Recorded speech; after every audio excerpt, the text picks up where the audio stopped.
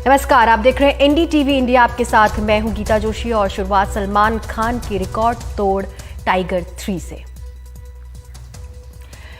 महाराष्ट्र के मालेगांव में एक थिएटर में कुछ लोगों ने आतिशबाजी कर सैकड़ों लोगों की जिंदगी खतरे में डाल दी। सलमान खान की फिल्म टाइगर 3 देखने गए लोगों ने सिनेमा हॉल में जमकर आतिशबाजी की। इस दौरान लोगों में अफरा तफरी का माहौल पैदा हो गया और भगदड़ भी मच गई। पुलिस ने इस मामले में केस दर्ज कर लिया है। अभिनेता सलमान खान ने भी इस घटना को लेकर ट्वीट किया है। उन्होंने कहा है कि मैंने टाइगर 3 की स्क्रीनिंग के दौरान थिएटर में आतिशबाजी के बारे में सुना। ये बहुत ही खतरनाक है। खुद को और दूसरों को खतरे में डाले बिना फिल्म का लुत्फ उठाएं और सुरक्षित रहें।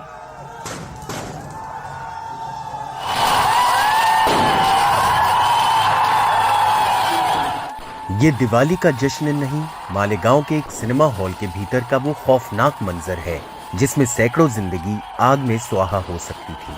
अब चॉइस सिंपल है, या तुम अपने देश को बचाओ या फैमिली को। फिल्म टाइगर 3 कहती है कि देश और परिवार को पहले बचाओ, लेकिन फिल्म देखने वाले जब थिएटर में ही आतिशबाजी करने लगे तो आतिशबाजी तुमने शुरू की, खत्म मैं करूंगा। ये डायलॉग फिल्मी रोमांच था, मगर जब इस आतिशी रोमांच का जुलूस बीच थिएटर में ही निकलने लगे तो हमको पता भी नहीं था। हम लोग सब बाहर बैठे हुए थे। कुछ अचानक पिक्चर चालू होने के 2 घंटे बाद करीबन 11:15 साढ़े 11 बजे हम लोगों को पटाखे की आवाज़ सुनाई दी अंदर से। हमारा स्टाफ और सिक्योरिटी गार्ड जितने थे सब हम लोग अंदर गए। पब्लिक को हमारा काम है कि टिकट देना है और अंदर चेक करके छोड़ना है। उसमें चेकिंग में अगर कहीं कुछ गलती हुई होंगी, बस उतना ही खामियाजा हमको कल भुगतना पड़ा कि इतना बड़ा स्टाफ और इतना बड़ा सिक्योरिटी गार्ड हमने हायर करने के बाद भी कैसे ये छोटी सी मिस्टेक हो गई। एफआईआर ऐसे दर्ज किया है छावनी पुलिस स्टेशन में और उन्होंने उसको ले भी लिया है। तो फिर फिल्मी देश प्रेम और बड़े पर्दों पर भावनाओं के ज्वार में असली सुरक्षा खतरे में पड़ जाती है, जैसा कि मालेगांव के इस सिनेमा हॉल में हुआ। उधर पर्दे पर सलमान खान की एक्टिंग का रोमांच था, इधर बीच सिनेमा हॉल में सैकड़ों लोगों की जान अटकी हुई थी। फिल्म सुरक्षा की दुहाई देती है, लेकिन यहाँ तो सिनेमा हॉल चलाने वालों ने कोई सुरक्षा का ख्याल ही नहीं रखा और पुलिस है कि वही पुरानी लीपापोती जारी है। उनके खिलाफ पुलिस स्टेशन छावनी में गुना दाखिल किया जा रहा है। ऐसी कृति कोई भी प्रेक्षक ना करे, उनके खिलाफ आगे भी कड़ी से कड़ी एक्शन ली जाएगी।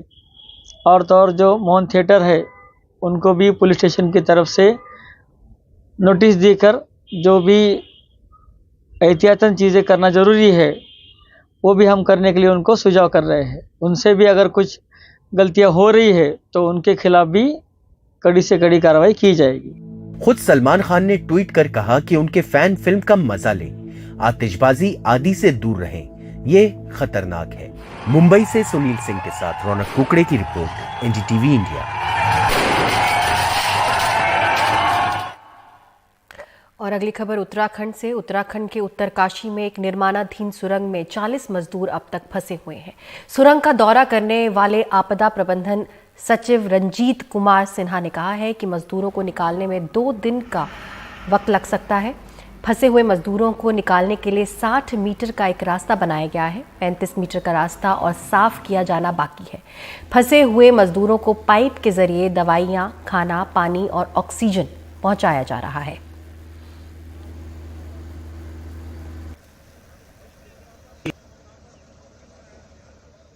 फिलहाल अभी जो हमारी प्राइमरी रिस्पॉन्सिबिलिटी है लोगों को सेफ बाहर निकालना। 2 तरह से हम कार्रवाई कर रहे हैं, 3 तरह से। एक तो सबसे पहले ऑक्सीजन अंदर भेजना, पानी, खाना वो भेजा जा रहा है। दूसरा है जो हम मटेरियल है उसको अभी जितना हम निकाल सकते हैं जेसीबी से या मशीनें जो हमारी ऑलरेडी है उससे हम निकाल रहे हैं। तीसरा देहरादून से ऑगर मशीन चली है जिससे कि हम बोर करेंगे, जैसे हम बनाते हैं ना सीवर लाइन, बोर करके उस तरह से बोर करेंगे और 2.5 फीट डायमीटर का पाइप डालेंगे और उससे लोगों को हम निकाल लेंगे। तो ये जैसा बताया गया 24 घंटे वो लगेगा पाइप डालने में, बोर करके पाइप डालने में। तो कल रात तक या परसों सुबह तक हम उम्मीद कर रहे हैं लोग सेफली बाहर आ जाएंगे। और उत्तरकाशी से हमारे संवाददाता किशोर रावत की ग्राउंड रिपोर्ट देखिए।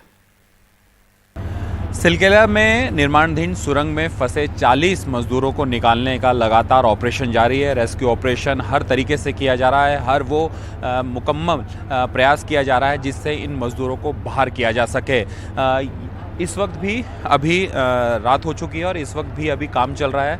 लगातार अंदर बड़ी मशीनें मलबा निकाल रही है और अंदर जो बड़े बड़े ट्रक है, ये सामने एक ट्रक देख सकते हैं, ऐसा ही एक ट्रक अंदर से ट्रक मलबा लेकर आ रहे हैं और लगातार जो मलबा निकाला जा रहा है और इस बात की पुष्टि की जा रही है कि ये तो जो लगातार अंदर मलबा जमा है उसको कैसे और तरीके से निकाला जाए। इसके अलावा मज़दूरों को खाने का भी प्रोवाइड किया गया है, पानी उनके पास ऑलरेडी वहाँ पर, क्योंकि अंदर टनल में पानी है। इसके अलावा ऑक्सीजन भी प्रोवाइड की जा रही है। ये जो 2 पाइपें दिख रहे हैं आप ये सामने, इस तरह के 2 पाइपों के ज़रिए फूड सप्लाई की गई है और उनसे बात की गई है। लगभग 7 से 8 बार उनको ड्राई फ्रूट्स, चने, मुरमुरे, इसके अलावा नमकीन और छोटे बिस्कुट के पैकेट भी दिए गए हैं। एक और ख़ास बात ये है कि मैं थोड़ा टनल में दिखा रहा हूँ, ये जो सामने देख रहे हैं कंक्रीट, जैसे ही टनल बनती है इस तरीके से कंक्रीट की एक दीवार बनाते हुए आगे की तरफ बढ़ते हैं। लेकिन एक सवाल ये भी उठ रहा है कि जब ये टनल 2350 मीटर तक बन चुकी थी, उसके अलावा बनने के बाद आखिर यहाँ से 230 मीटर की तरफ कैसे ये ऊपर से मलबा गिरता है, क्योंकि ये इसीलिए बनाया जाता है ताकि ऊपर से मलबा ना गिरे। ये भी एक सवाल है कि आखिर वहाँ पर कच्चा प्लास्टर किया गया था जिसकी वजह से मलबा गिरा और वो मज़दूर वहाँ फंस गए। लगभग 40 मीटर के करीब ये मलबा गिरा है और ये मलबा गिरने के बाद अभी तक जो जानकारी है उसमें 21 मीटर तक सफाई कर दी गई है, यानी जो मलबा है उसे निकाल दिया गया है। इसके अलावा अभी 19 मीटर बाकी है। और एक और नई चीज़, क्योंकि हर वो चीज़ प्रयास किए जा रहे हैं ताकि ये लोगों को बाहर निकाला जा सके। करीबन 800 से ज़्यादा स्क्वायर मीटर वाले जो पाइप है उनको लाया जा रहा है, स्टील के पाइप, उनको टनल के अंदर लगाया जाएगा और वहाँ से लोगों को बाहर निकाला जाएगा। वो देहरादून और ऋषिकेश से वो पाइप आ रहे हैं, लेकिन समय लगेगा। इसके अलावा भी लगातार रात भर काम चल रहा है और उम्मीद की जा रही है कि जल्द ही मलबा हटाया जाएगा और 40 फंसे मजदूरों को बाहर सुरक्षित निकाला जाएगा। सिलकेला टनल से एनडीटीवी इंडिया के लिए किशोर रावत।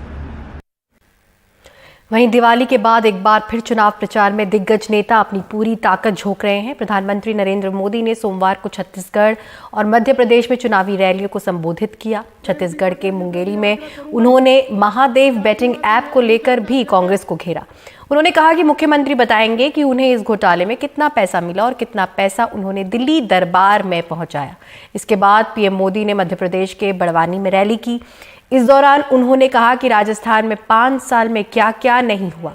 हम कल्पना भी कर सकते थे कि भारत में हम कभी सिर तन से जुदा के नारे सुनेंगे। कांग्रेस के कुशासन में वीर धरा राजस्थान में ये सब हुआ, इसलिए हमें राजस्थान के साथ मध्य प्रदेश को भी बचाना है। देखिए, आप जब मेरा प्रणाम, जहां जहां कांग्रेस आती है वहां अपराध चरम पर पहुंच जाते हैं। आप पड़ोस में राजस्थान में देखिए, बीते 5 वर्षों में क्या क्या नहीं हुआ। क्या हम कल्पना भी कर सकते थे कि भारत में हम कभी सर तन से जुदा ऐसे नारे सुनेंगे? लेकिन कांग्रेस के कुशासन में वीर धरा राजस्थान में कैमरा के सामने हुआ। मेरे परिवारजनों, हमें राजस्थान तो बचाना ही बचाना है, लेकिन मध्य प्रदेश को किसी भी हालत में ये बर्बादी की तरफ जाने नहीं देना है। अभी तो जैसे तैसे कुर्सी पाने के लिए कांग्रेस मध्य प्रदेश के लोगों को सोने का महल बनाने का भी वादा कर सकती है।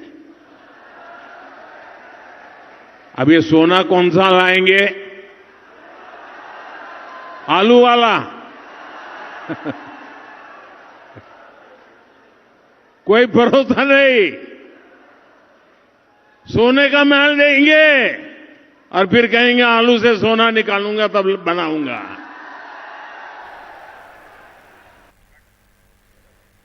वहीं राहुल गांधी भी मध्य प्रदेश चुनाव के प्रचार में पूरा जोर लगाते नजर आए। उन्होंने मध्य प्रदेश के भोपाल में रोड शो किया। 1.25 किलोमीटर के रोड शो में उन्होंने भोपाल के 3 विधानसभा क्षेत्रों को कवर किया। इससे पहले राहुल गांधी ने हरदा की रैली में कहा कि बीजेपी ने युवाओं के सपने तोड़ दिए हैं। बीजेपी सरकार ने स्कूल, यूनिवर्सिटी, कॉलेज और अस्पतालों को प्राइवेट कर दिया है, जिसके चलते युवा लाखों रुपए पढ़ाई पर खर्च कर रहे हैं, फिर भी रोजगार नहीं मिल रहा।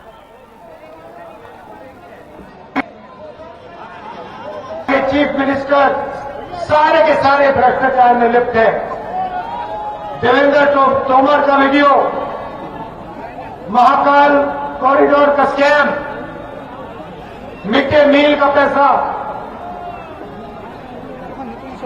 व्यापम घोटाला सबसे बड़ा, 1 करोड़ युवाओं को नुकसान पहुंचाया, 40 लोग मर गए, कोई इंक्वायरी नहीं। पटवारी एग्जाम स्कैम, एमबीबीएस की सीट बिकती है, मगर एक बात है भाई और बहनों, नरेंद्र मोदी मध्य प्रदेश सरकार के जो स्कैम्स हैं उनकी कोई भी इंक्वायरी नहीं कराते, ना सीबीआई, ना ईडी, ना इनकम टैक्स। वहीं पश्चिम बंगाल के दक्षिण 24 परगना में तृणमूल कांग्रेस के नेता की हत्या से हालात तनावपूर्ण हो गए हैं। टीएमसी नेता सैफुद्दीन की हत्या के बाद उनके समर्थकों ने एक शख्स को पकड़ लिया और उसे पीट कर मार डाला। इस दौरान कई घरों में आग भी लगा दी गई। टीएमसी नेताओं ने इस हत्या के पीछे सीपीएम का हाथ होने का आरोप लगाया है। हालांकि सीपीएम ने आरोपों को खारिज कर दिया है और कहा है कि ये टीएमसी की आंतरिक कलह का नतीजा है। अगली खबर हैदराबाद से, जहां नामपल्ली इलाके के एक अपार्टमेंट में भीषण आग लगी, जिसमें 9 लोगों की मौत हो गई। हादसे में कई लोग गंभीर रूप से घायल हो गए। पुलिस के मुताबिक अपार्टमेंट के ग्राउंड फ्लोर पर एक कार को रिपेयर किया जा रहा था। इसी दौरान आग लगी और पास में रखे केमिकल ड्रम तक पहुंच गई। इसके चलते आग भड़की और ऊपर की 5 मंजिलें इसकी चपेट में आ गई।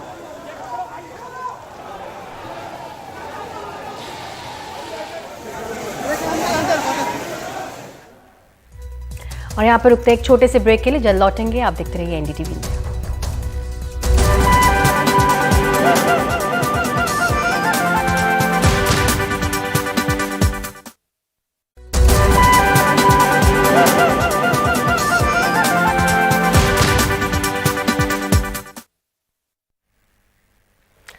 अगली खबर दिल्ली से। पिछले 6 सालों में इस बार की दिवाली की सुबह AQI के मामले में सबसे अच्छी रही। हालांकि पटाखों ने मुसीबत बढ़ाई और दिवाली के दिन शाम होते होते एयर क्वालिटी इंडेक्स में करीब 70 पॉइंट का इजाफा दर्ज हुआ।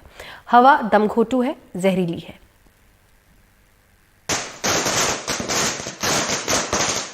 पाबंदी के बावजूद दिवाली की रात आतिशबाजी होती रही और हवा खराब होती रही। दिवाली की सुबह दिल्ली एनसीआर में औसत AQI 300 दर्ज किया गया। यह आंकड़ा पिछले 6 वर्षों में तो सबसे अच्छा है, लेकिन हवा अब भी बहुत खराब। अगर देखें दिवाली के दिन और दिवाली के अगले दिन, तो इन 3-4 दिनों में जो औसतन जो AQI देखने को मिलती है वो इस साल की अभी तक की बेस्ट रही है। पिछले 6-7 सालों में 6-7 सालों में बेस्ट रही है। पोस्ट दिवाली भी। जी, पोस्ट दिवाली भी। इस साल के आंकड़ों पर नजर डालें तो दिवाली से एक दिन पहले और दिवाली के दिन औसत एयर क्वालिटी इंडेक्स 220 के करीब था। दिवाली की शाम से अगली सुबह यानी आज सोमवार को 300 तक पहुंच गया। इसमें निश्चित है कि इसमें पटाखों का जो एक कंट्रीब्यूशन है वो रहा है, क्योंकि ये जो 60-70 पॉइंट का जो स्पाइक देखने को मिला है मूलतः पटाखों का ही है। शाम के वक्त से और एकदम से ये कंसंट्रेशन बढ़ा है वो शाम के समय से बढ़ा है। औसत AQI के लिहाज से 2018 से आंकड़ों को देखें तो 2018 में दिवाली से पहले AQI 338 था। दिवाली के दिन 281 हुआ और अगली सुबह 390 पर जा पहुंचा। 2019 में दिवाली के एक दिन पहले AQI था 287, दिवाली के दिन 337 हो गया और दिवाली के एक दिन बाद 368। 2020 में दिवाली के पहले 339, दिवाली के दिन 414 और अगली सुबह 435 पर जा पहुंचा AQI। 2021 में तो दिवाली की अगली सुबह AQI 462 तक गया, जो दिवाली के पहले 315 पर था और दिवाली के दिन 382। 2022 में दिवाली के ठीक एक दिन पहले AQI 259 था, दिवाली के दिन 312 हुआ और अगली सुबह 303 दर्ज किया गया। तो इस साल की दिवाली आंकड़ों में जरूर बेहतर है, लेकिन आबो हवा के लिहाज से नहीं। ऑड इवन पर दिल्ली सरकार ने भी अपना रुख साफ किया। आज बैठक में निर्णय लिया गया था कि अगर दिल्ली की हवा क्वालिटी अगर सीवियर प्लस कैटेगरी में अगर पहुंचती है तो फिर सरकार जो है ऑड इवन को लेकर के उसकी समीक्षा करके और फिर निर्णय लेने की तरफ बढ़ेगी। तो अगर 450 से प्लस अगर सीवियर प्लस कैटेगरी में अगर AQI जाता है तो फिर सरकार इसकी समीक्षा करके फिर निर्णय लेगी। पटाखे बिकते भी रहे और लोग चलाते भी रहे, तो कमी सख्ती में भी दिखी और समझदारी में भी। कागज पर हवा का डेटा पिछले 6 सालों में बेहतर तो है, पर जमीन पर हवा अब भी जहरीली। नई दिल्ली से परिमल कुमार, NDTV इंडिया। वहीं दिल्ली और मुंबई के रेलवे स्टेशन पर लगातार भारी भीड़ उमड़ रही है। ये तस्वीरें अब जो हम आपको दिखाने जा रहे हैं वो नई दिल्ली रेलवे स्टेशन और मुंबई के लोकमान्य तिलक रेलवे स्टेशन की हैं। वहां पैर रखने की भी जगह नहीं है। छठ पूजा के लिए लोग अपने अपने घरों की ओर रवाना हो रहे हैं। सबको घर जाने की चाहत है, लेकिन भीड़ आफत बन रही है। मुंबई में हाल ये है कि लोग घर जाने के लिए इंतज़ार नहीं कर पा रहे हैं। बड़ी संख्या में लोग यार्ड में खड़ी ट्रेन में ही बैठ गए हैं। प्लेटफॉर्म पे पहुंचते ही हजारों की संख्या में लोग चढ़ रहे थे, गाड़ी से चढ़ रहे थे। इतना भगदड़ टाइप का था, वो लोग जैसे बोरा में ठूसते हैं ना, वैसे वो ठूस रहे थे। जिन्हें कंफर्म तो नहीं मिल पा रहे टिकट, ऐसे जनरल से जाएंगे चालू से। यहाँ से अम्बाला गया था, अम्बाला में भीड़ काफ़ी थी। मैं सोचा दिल्ली से निकल लूँगा, दिल्ली आया हूँ तो यहाँ पे मैं अकेले बैठ नहीं सकता था, भाई भी थे। तो यहाँ पे देख रहे हैं टिकट का भी ज़्यादा दिक्कत हो रही है, यहाँ पे टिकट भी नहीं मिल पा रहे हैं। बहुत भीड़ है, बहुत काफ़ी भीड़ है। जाने पिए समझे ना, बहुत में इतना भीड़ लटक के जा रहा है, सब कुछ जा रहा है, नहीं किए। टिकट तो बहुत मुश्किल से मिला, 2 दिन कंटिन्यू लाइन लगाने के बाद फिर तत्काल में टिकट मिला, फैमिली के साथ जाने का मौका मिला।